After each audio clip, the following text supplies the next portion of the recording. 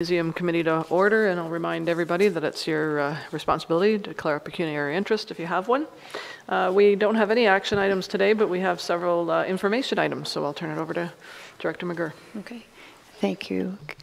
So I'll just highlight a couple. The first one is the Emergency and Disaster Preparedness Plan for the museum. So this plan has been in place, I think the original one we did was back in 2014, and it's just basically a revision of the plan. So there is no connection to the CMOG grant that we have to have this plan in place. It is good business practice to have it in place, and also with the CMOG requirements over the last few years where they are changing with different requirements, it's just good to have us always to have all of our documents, all of our policies in place.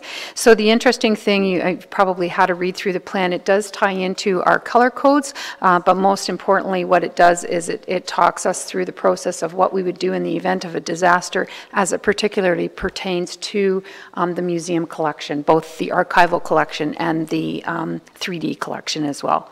So if there's any questions about that, I can answer that, but the plan is pretty self-explanatory as well, and it's just an update.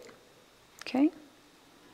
Moving into the other sections of the report, and this is a long one there. I know it's all the how you have to bag things and lots of good information in there. Hopefully we'll never have to use it, but we have it so we're prepared. The business report, you're familiar with this report as well. At the time of the report, we had one confirmed, another confirmed sponsorship for our Night at the Museum sleepover party, and then an ask out to Bruce Telecom. Bruce Telecom has since confirmed this funding as well. So again, we're well on track to making our numbers for our sponsorships for the year, which is excellent. Collections report, the highlights in regards to this. The picture that you're seeing right in this part, this is the lower level section of the model train exhibit, which we opened on July 11th. And this part is one that the children can access themselves. It was so used so much the other day that we actually blew the little transformer station, so we had to repair it. But the kids are having a great time, and the adults as well. We're all having a lot of fun with it, and it's really been a great addition to the stories of that the museum is currently telling in regards to the transportation. Also of interest is earlier in the year last year we were approached by Welland Historical Museum, and many of you know that Ken Casavoy, the marine archaeologist that worked on the General Hunter exhibition, has moved down to the Welland area, so he is now doing some work with Welland, and he arranged through us a transfer of the General Hunter exhibition and some loan items. So many of the items were on loan. Earlier this year we did bring some back because of course in the summer months most of our visitors are very interested in these items, but there are some that you'll see in the picture here that will stay on loan with Welland until February 2019. So again, just reaching out, making sure that the stories that we're telling here, as they have relevance outside of the communities, that we're able to share that in and be a good museum partner. So there was a little bit of the setup as well down in Welland. And then our education and outreach, we're just wrapping up our session. We still have a few more weeks with our summer students, or not our summer students, rather our teens that are engaged in the Teen Museum program, and there's a few of them there. We've had great success this year with keeping them engaged through the year, so much so that we had one of the young volunteers who comes from Kitchener. Her grandmother lives in the area, and she said to her parents that she wanted to come. She was supposed to go back home in August. She wanted to come back because she wanted to stay because she wants to be volunteering at the museum. So this is awesome to get the youth engaged, and we're also going to be looking at expanding this program further as we move along. Lego program, very popular again every Friday, making good use of the We Do robotics and taking a little bit further on that side with the simple machines. And really starting to expand the programming from the STEAM aspect as well, which is important from an educational perspective. And marketing, again, just kind of some of the highlights on the Riding the Rails exhibit. It was one of our largest exhibition openings, and we've got some pictures there of Mayor Inglis's two grandsons there cutting the hankies to unveil the exhibit.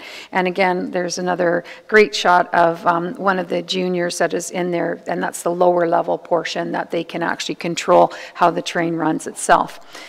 Summer outreach, we've been busy out in the community. Our marketing outreach student, if you've seen her, she's been all over. There she is with Wiarton Willie up in Wiarton, and really getting out and promoting the museum and the offerings that we have, including all of our reciprocal programs, our library program as well. And there's another picture of our outreach student at the Lighthouse Blues Festival in Kincardine.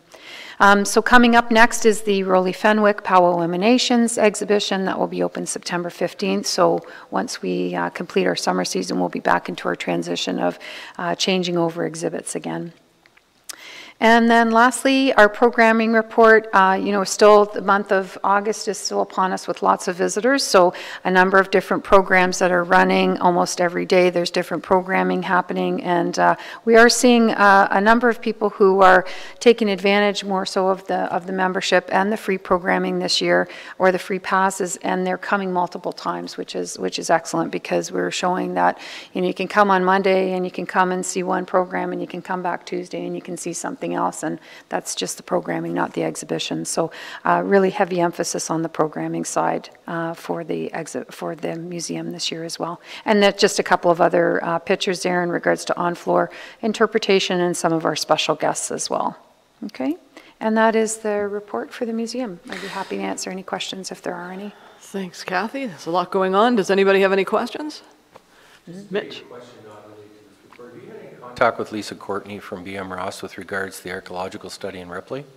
No, I have not. We're into stage 4 in our industrial park, and they have uncovered items dating back to the 1830s, which predates the founding of Ripley. So I think she was going to contact you. So really interesting find that's it's quite a history lesson. Yeah, so if there are things of interest there, then absolutely have her give us a call. So we're told the province owns them. The province owns them at this point, is what we were told. Yeah. So.